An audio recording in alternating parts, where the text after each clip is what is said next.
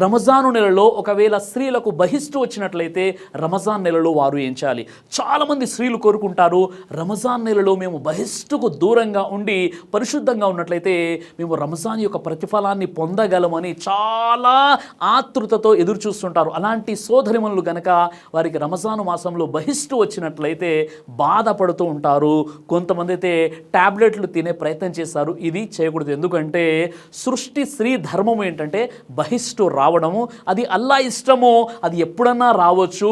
మన సమయము సరిగ్గా రమజాను ప్రారంభం అయ్యే ముందే బహిష్టు కంప్లీట్ అయిపోయి పరిశుద్ధం అయిపోయి ఇక నెల రోజులు ఉపవాసాలు రావాలని కోరుకోవడంలో, దువా చేసుకోవడంలో తప్పులేదు. కానీ ఒకవేళ రమజాను మాసంలో బహిష్టు వచ్చినట్లయితే మనం బాధపడాల్సిన అవసరం ఎంత మాత్రం కూడా లేదు. రమజాను నెలలో గనక స్త్రీలకు బహిష్టు ప్రారంభమైనట్లయితే వారు రోజా ఉండకూడదు, ఖురాన్ ముట్టుకోకూడదు, నమాజ్ కూడా చదవకూడదు. మరి ఏం చేయాలండి బహిష్టు సమయంలో? రమజాను కదా, పవిత్ర మాసం కదంటే బహిష్టు సమయంలో స్త్రీలు రమజాన్లో ఏం చేయవచ్చు అంటే మొట్టమొదటిగా వారు వజూ చేసుకోవచ్చు, ఆ తర్వాత ఇస్తిగ్ఫారు దువాలు చేసుకోవచ్చు, అదేవిధంగా వారు సదకా మరియు ఖైరాత్ చేయవచ్చు, తక్బీరాత్ కూడా చదువుకోవచ్చు, అదేవిధంగా వారు జాగారం చేస్తూ దైవంతో దువాలు కూడా చేసుకోవచ్చు. సునన్ అబూ దావుద్ హదీస్ నంబర్ 1782.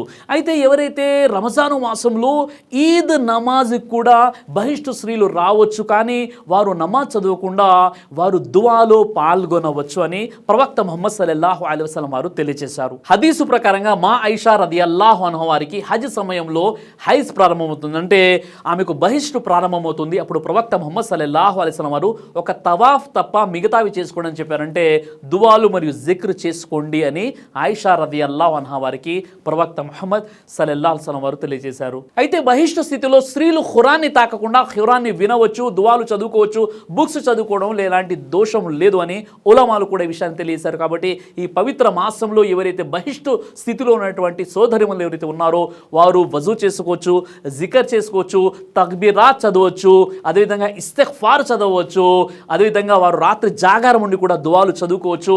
ఒకవేళ బహిష్టు స్థితిలోనే ఉన్నట్లయితే ఈద్ వరకు కూడా ఉన్నట్లయితే వారు ఈద్గా మైదానానికి వచ్చేసి నమాజ్ చదవకుండా దువాలు కూడా వారు పాల్గొనవచ్చు. ఈ పనులు ఏవైతే ఉన్నాయో తప్పకుండా చేస్తే తప్పనిసరిగా అల్లాహ్ సుబ్హానహు వ తఆలా వారికి అజర్ అంటే పుణ్యాన్ని ప్రసాదిస్తాడు. ఏ పుణ్యం అయితే రంజాన్లో దైవము ప్రసాదించనున్నాడు. కాబట్టి అల్లాహ్ సుబ్హానహు వ తఆలా మీకు నాకు మనందరికీ కూడా ఖురాన్ మరియు సహీ హదీసు వెలుగులో జీవితం గడిపేటటువంటి సద్బుద్ధిని ప్రసాదించుగాక. ఆమీన్ యా రబ్బుల్ ఆలమీన్.